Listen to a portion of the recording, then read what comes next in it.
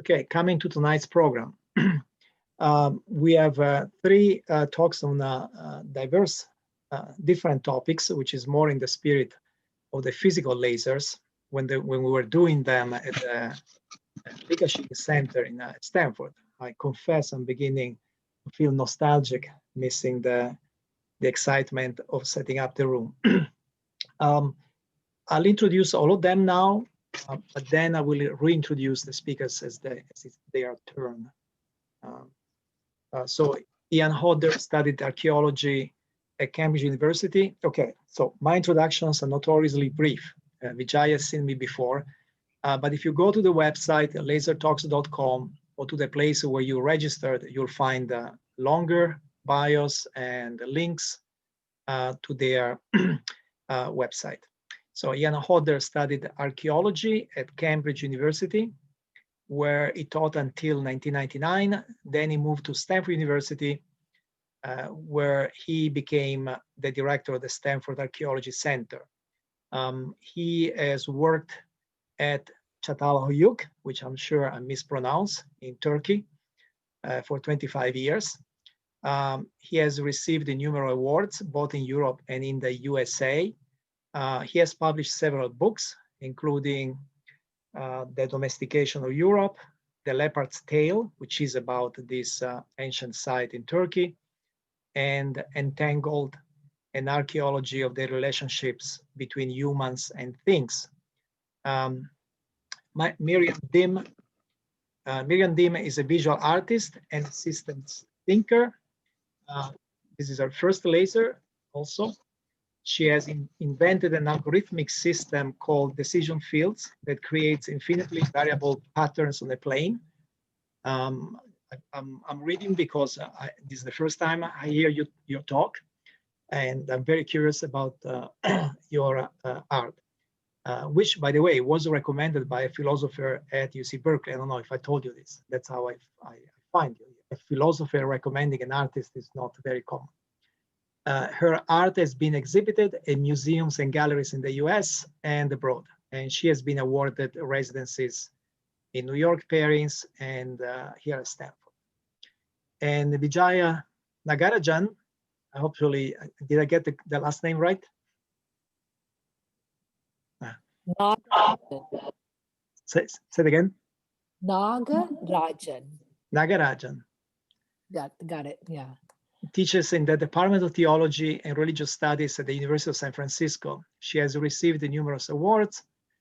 She's also active in the environmental movement. She's the co-founder of the Recovery of the Commons Project and the Institute for the Study of Natural and Cultural Resources. And her book, Feeding 1,000 Souls, which is about the column, and that will be the main subject of her talk, was published by Stanford University in 2018. Vijaya gave a laser talk when she was working on it, and she got one of the longest standing ovations in the history of the lasers. So, okay, now let's go in that order. So Ian goes first. So as each of you speaks, I will turn my camera off and mute myself. I will ask the others to do the same to give maximum bandwidth, especially if there are videos, that helps. So Ian, as I said, archaeologists, we haven't had an archaeologist. I mean, 500 speakers, and we never had an archaeologist. So, and archaeology is actually a passion of mine. I've been, first of all, I've been in Turkey in these ancient sites. I remember taking a bus from Konya, getting stranded on a rural road and having to hitchhike to the site. I've been, name it, I've been in Malta to see the prehistoric sites. I've been Tikal in Guatemala and so on. So I can't believe I never had an archaeologist before. And again, thank you, Ian, for introducing me to Mike Parker Pearson, who will speak in February, and he's an expert on Stonehenge. And that will be a lunchtime laser because it's ill. Okay, Ian, the floor is yours, and I'll mute myself and kill my screen.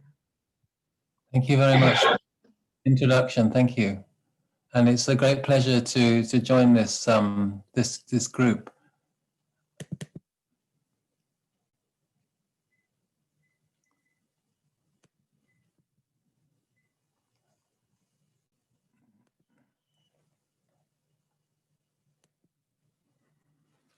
So I'm going to be talking about my work at Catalhoyuk, which is in central Turkey near Konya, where I've been working for about 25 years with a large team, which was largely based in Stanford. In order to sort of situate Catalhoyuk, which is about 9,000 years old, I just wanted to put it in the context of the Upper Paleolithic and the very, very long period of time prior to Catalhoyuk, in which people lived in very small communities. Then around the time of Catalhoyuk, there were a number of large settlements that emerged.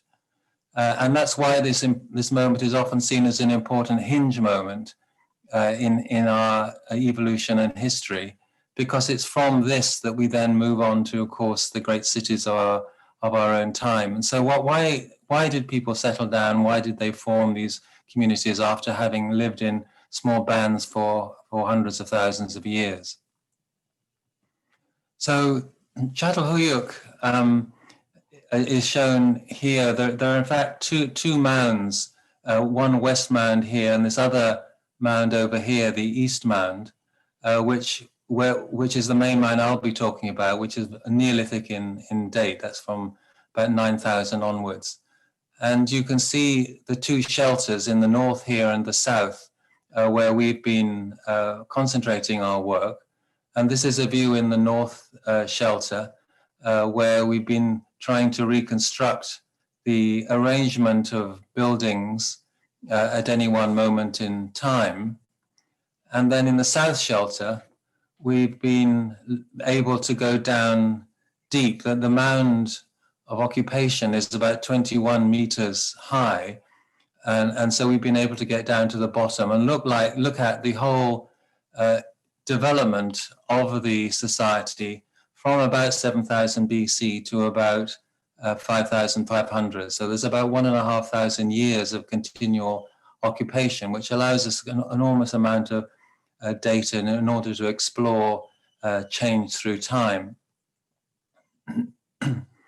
But the main question that I want to explore is, how is it possible for, we think, up to 8,000 people to come together to live in these very cramped conditions, so cramped, in fact, that there were no streets between the houses, and you had to walk along the roofs of the houses and go down holes down into each building. So cramped that we think, as I said, about 8,000 people there at any one moment in time. And it seems that they managed to live in these sort of conditions without much violence.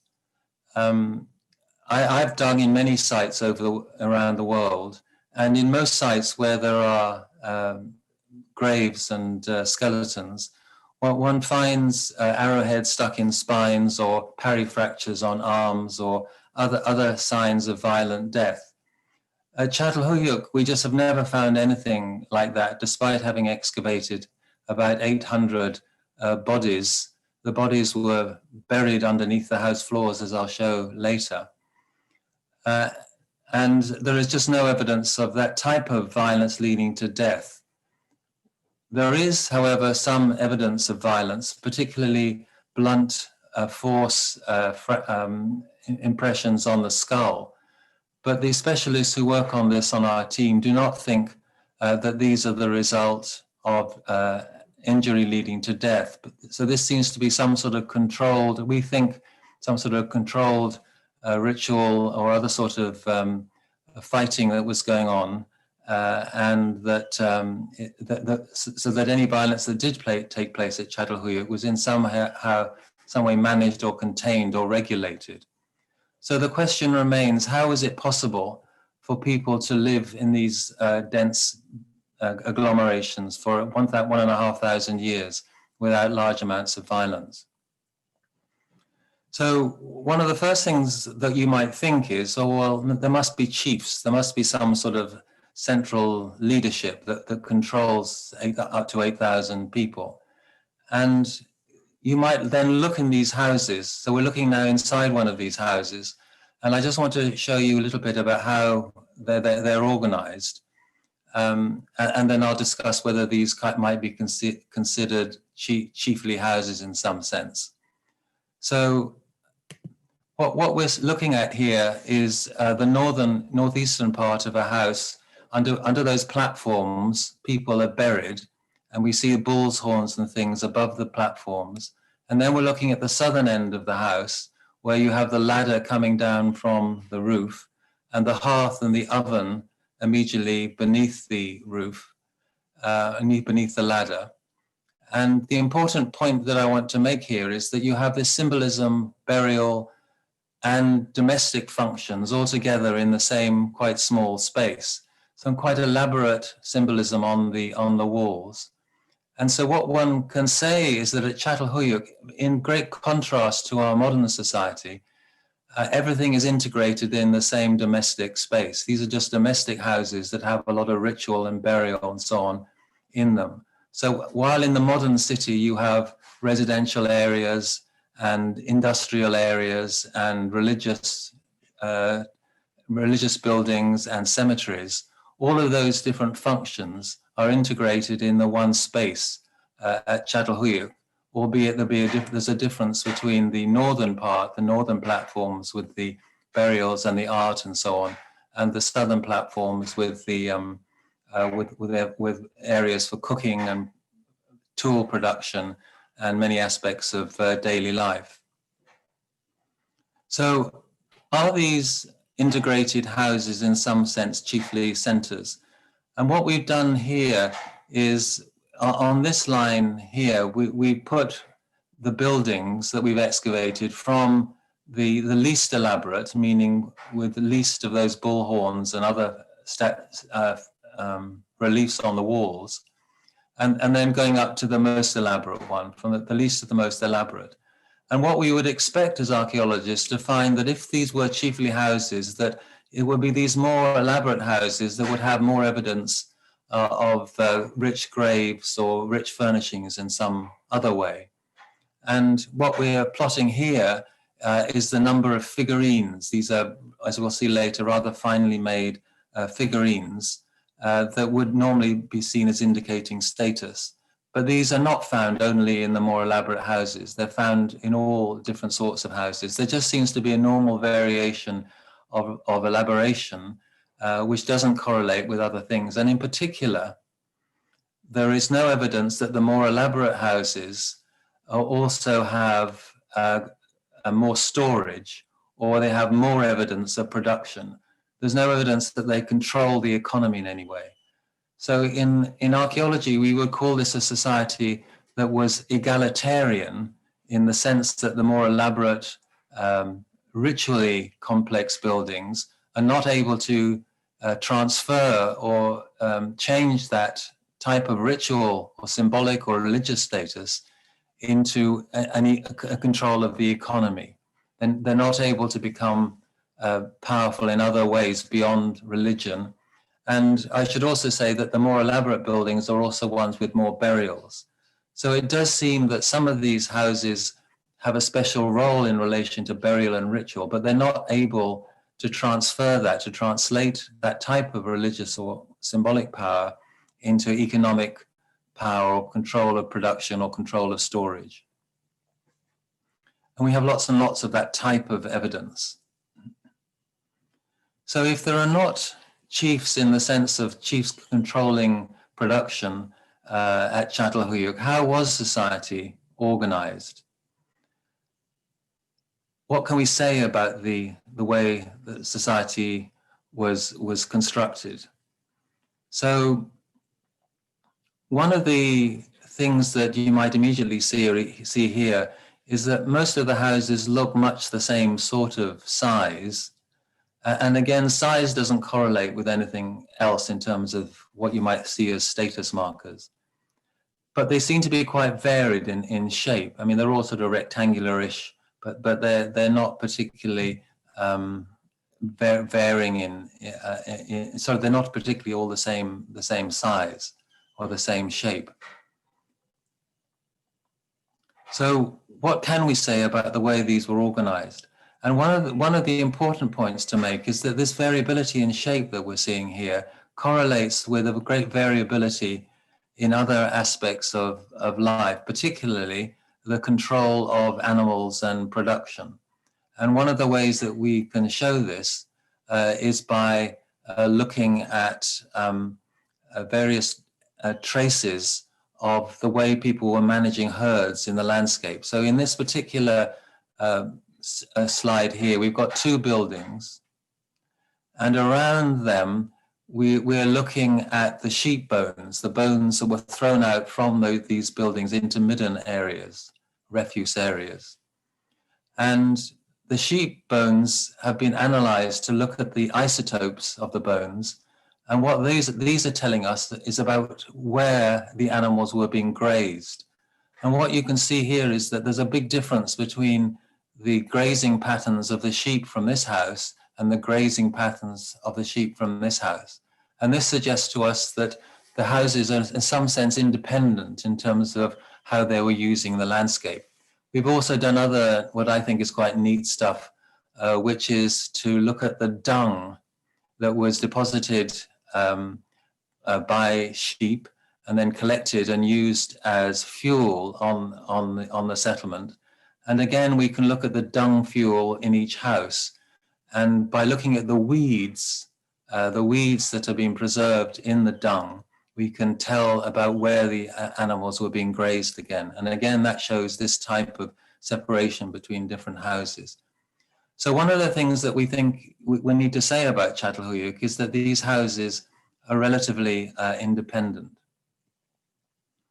So this might look like a horrifying diagram, and I'm sorry, but what my point here is that by using a type of network analysis, we can look at the similarity between houses. And the houses are here in these circles. Each one of these circles is a house. And the closeness of the circles indicates how similar they are in terms of their internal layout and architectural arrangement and symbolism and so on. And what we find is that the similarity between houses correlates closely with the proximity between houses. So in other words, nearby houses are more similar than far away houses.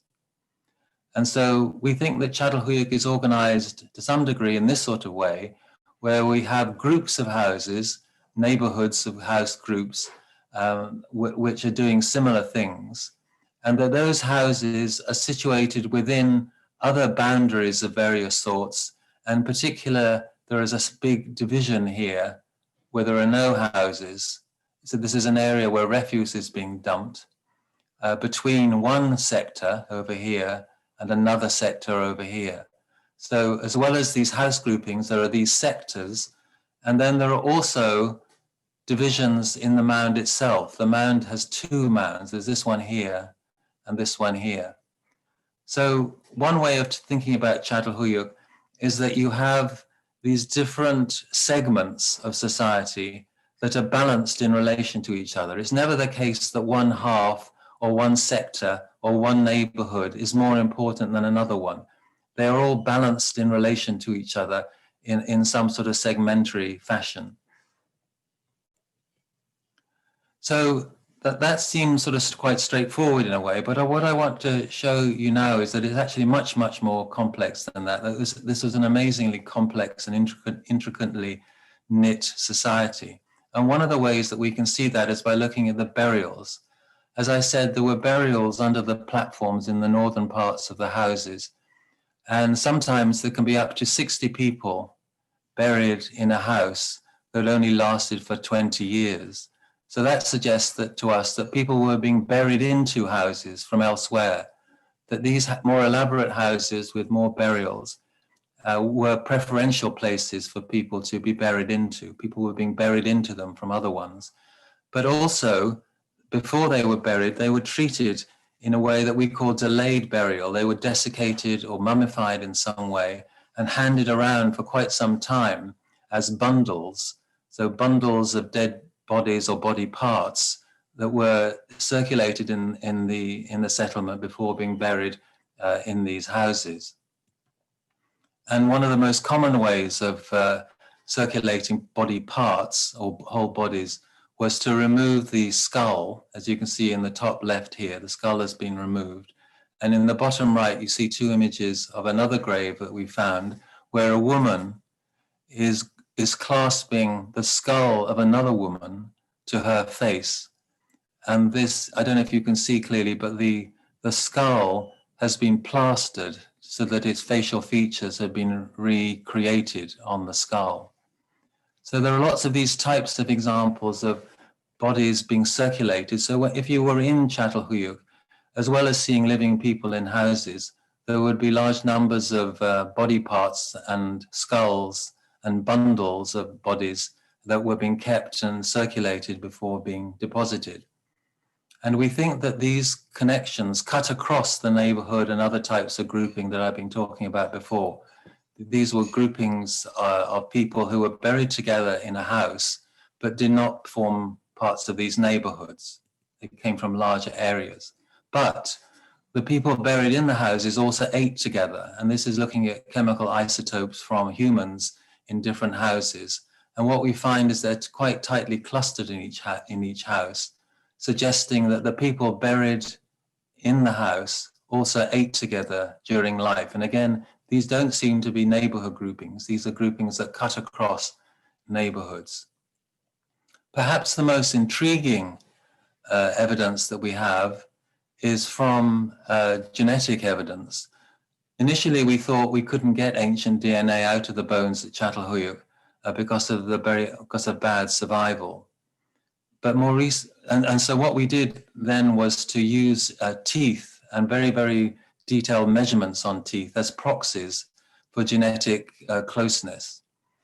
And on the right here, you can see a series of skeletons that are, and some of them are quite closely similar to each other in terms of their teeth as proxies for genetic similarity. But when you plot these back on the map, they're not in the same houses. The people buried in the houses are not genetically closely related. They're not nuclear families in the way that we would normally understand.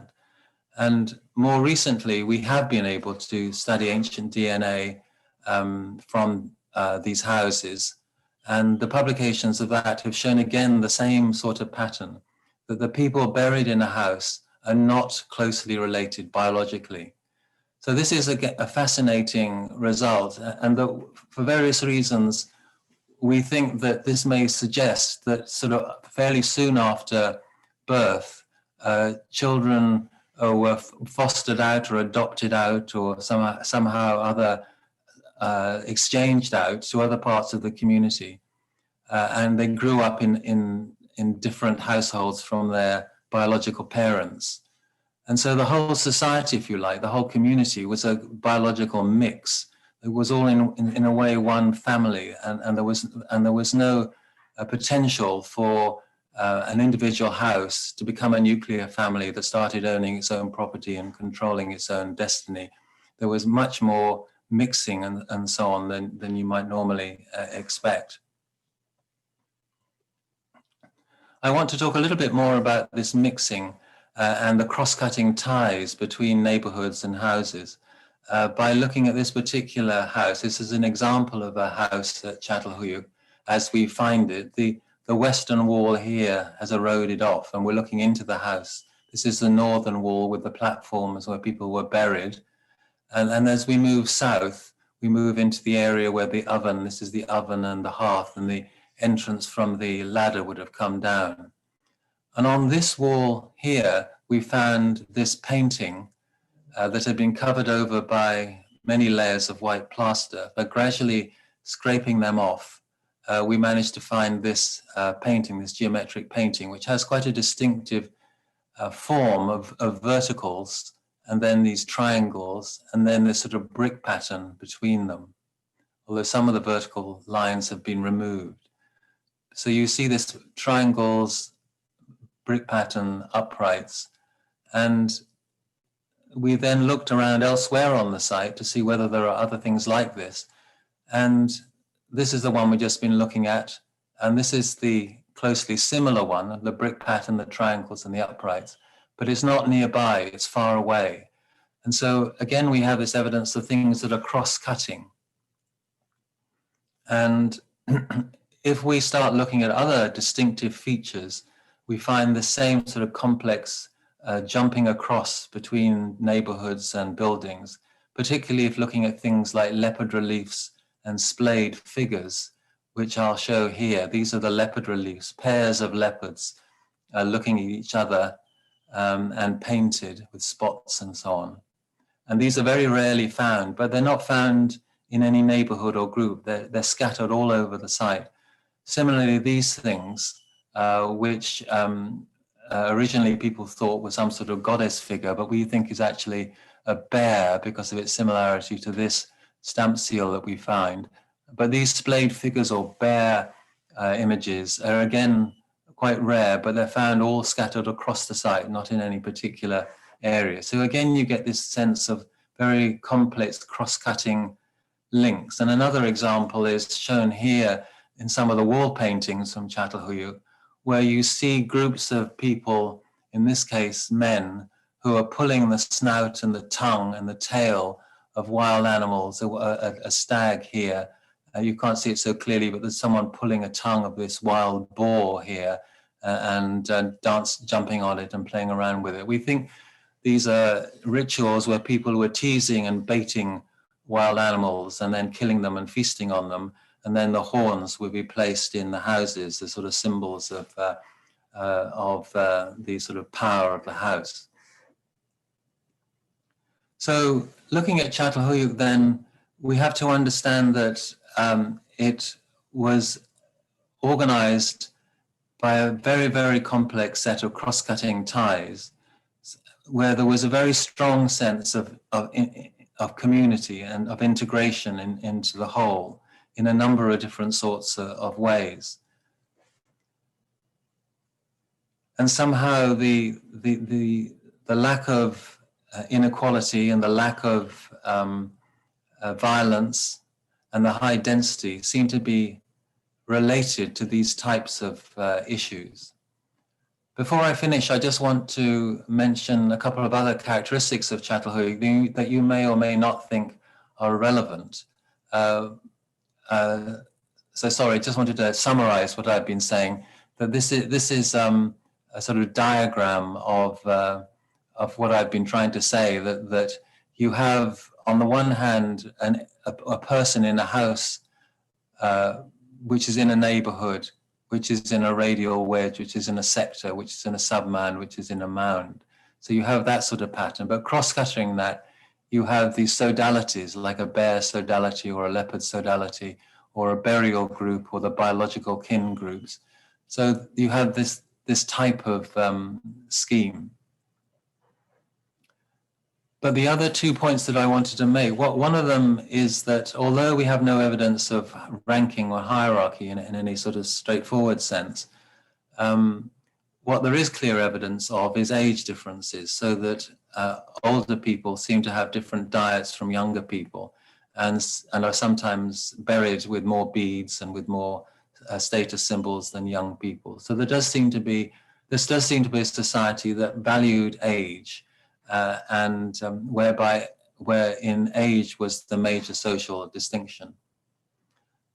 Catalhoyuk is also, of course, extremely famous for its female figurines, and this is one of the most impressive and beautiful ones that we found recently in the center, with another much smaller one down here on the left.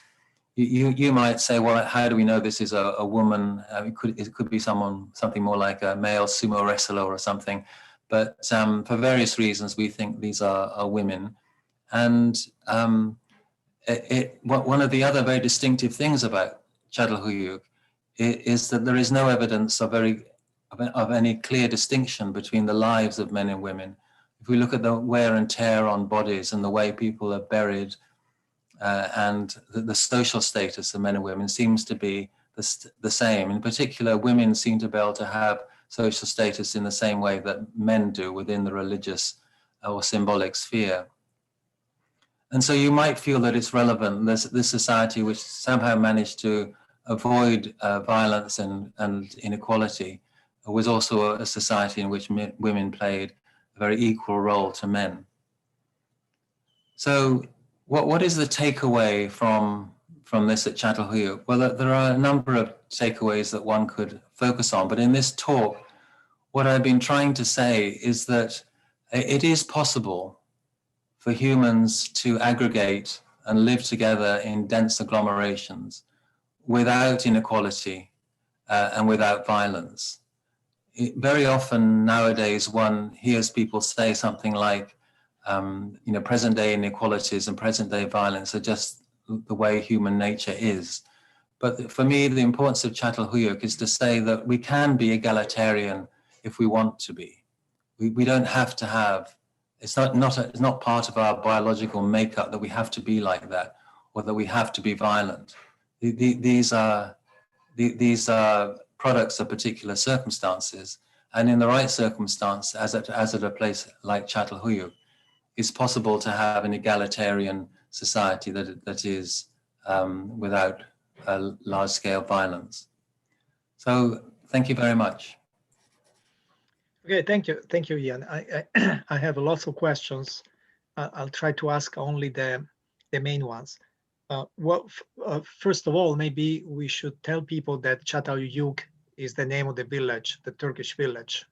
We don't know the name of this ancient site, right? That's right. Right.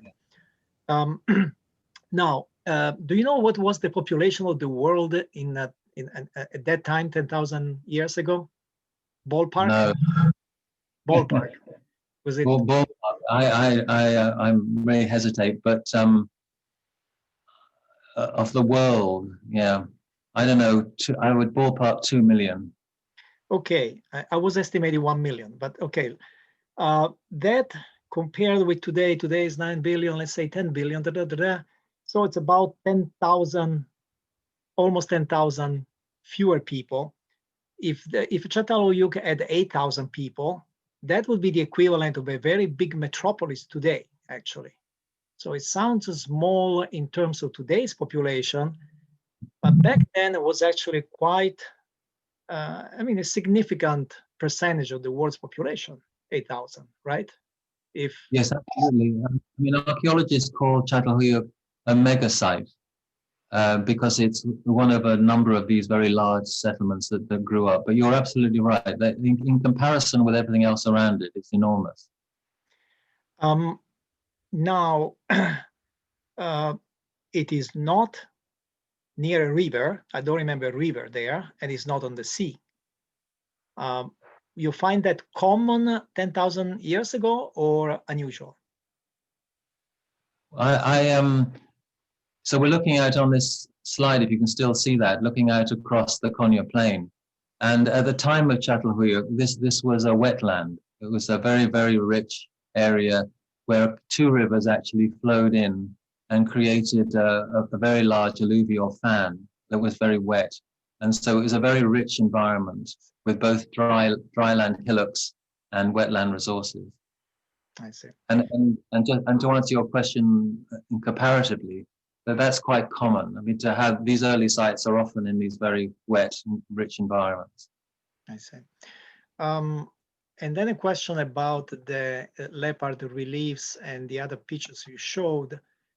Anybody who has been in the caves of, I've seen pictures of the caves of Lascaux, tries to make a comparison. What kind of comparison you make when you see the pictures from caves Lascaux or the ones in Spain? I can't remember the name, which are also 10,000, 20,000 years ago.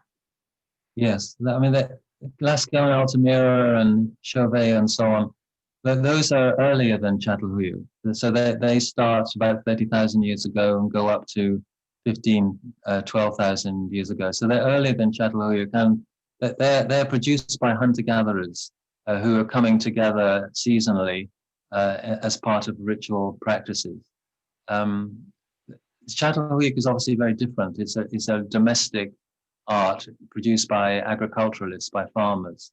So it's a very different type of context. And I'm not sure that it's helpful to draw continuities and parallels. In my view, they're quite different types of thing. Yeah, that's a good point. We tend to think anything that is old, but actually between 10,000 and just, let's say, 10,500 years ago, there's 500 years difference. And from the perspective of time, it sounds like it's the same age, but actually there's many generations in between. Yeah. I would just wonder if you notice geographical related differences, I guess. I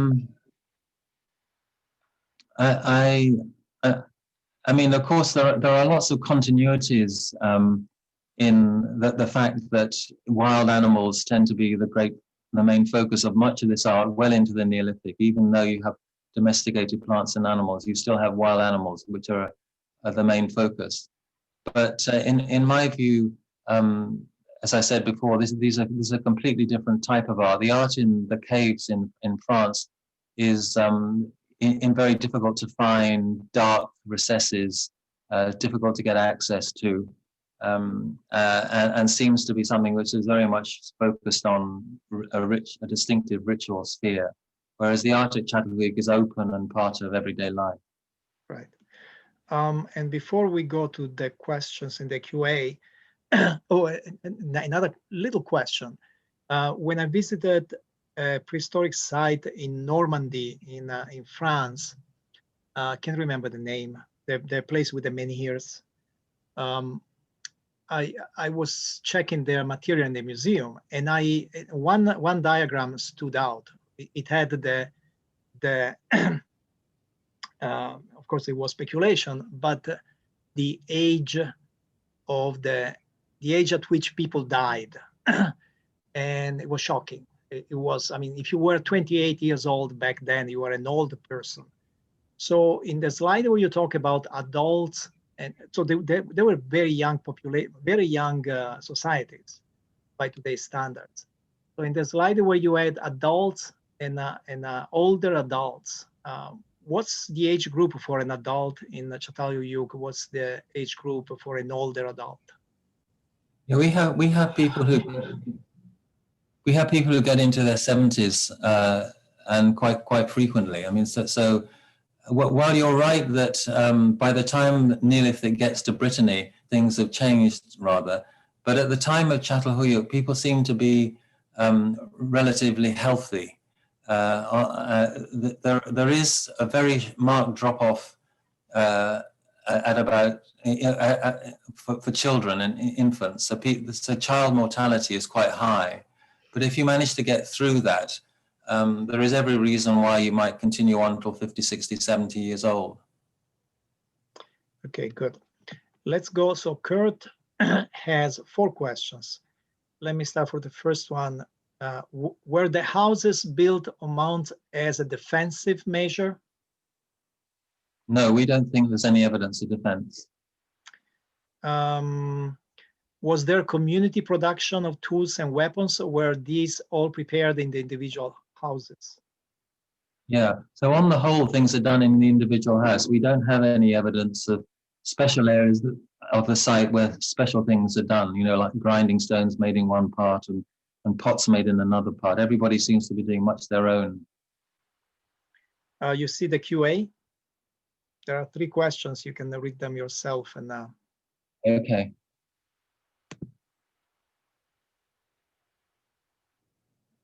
So were there wear patterns on the teeth that could be correlated with their diet?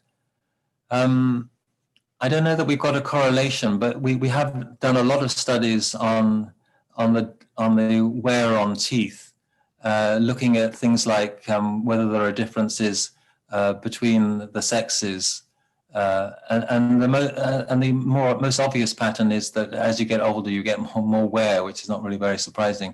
But this is one of the types of data that show us that men and women have very similar diets, because the wear on men and women's teeth is the same. Does the burial to the north have some sort of cultural or religious significance? So that's a great question. The whole of the site is organized with the burials to the north and the domestic production areas to the south. And why that is, is very difficult for an archaeologist to grasp, particularly since it's an inversion of what went before. That there's a site just before Catalhoyuk where it's the other way around. It's a north-south orientation, but the other way around. And so at Catalhoyuk, they seem to have switched things around. The only sort of practical function that we have come up with is that the smoke is coming out of these entrance ways. And so by having them organized with the smoke coming out at the south, the smoke blows away from the house. But that's the only rather feeble one that we've been able to come up with. Is the genetic diversity that you found representative of most people having biological children? Or did a smaller subset of people have biological children and these children were distributed across the society? Well, as far as I'm aware, there's no evidence of the first part of that question. No evidence of the second part. As far as I understand it, from the ancient DNA work, and they're still doing the work, and we need to do a lot more on that. But we think that all households were producing children, but these were then farmed out.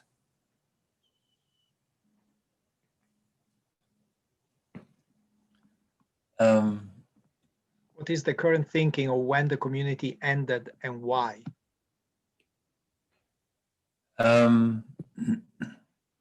So Catalhoyuk seems to end gradually.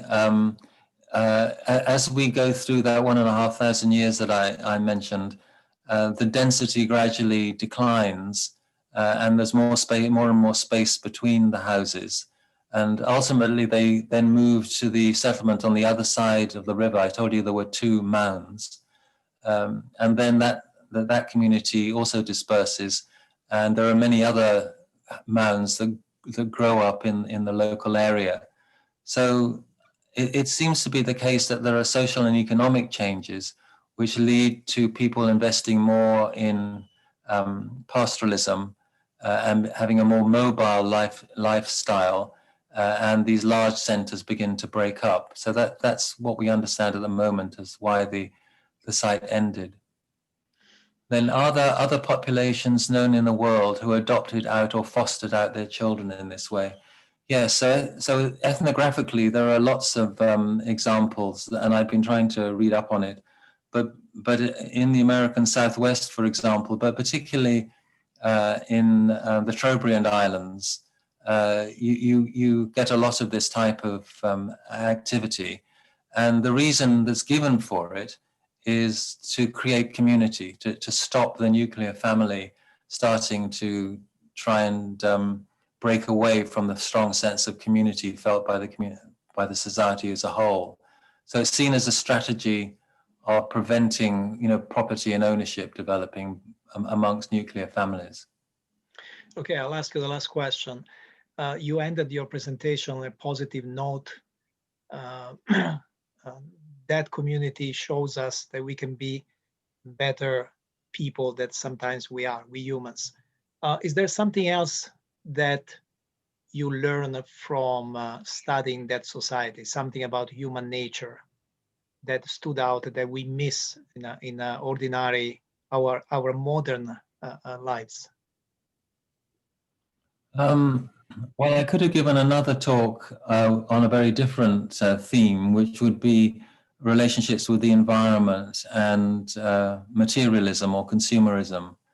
And one of the things I think that Catalhoyuk can show us is that it's possible to live in the world without damaging it, without harming it, to live in a world without the level of consumerism and so on that we have today. So for me, that's a very important message, which fits with many studies of ethnographic societies, small-scale societies around the world that teach us different ways of relating to the environment. Excellent. Okay, thank you, Ian. Very, very nice presentation. Yeah.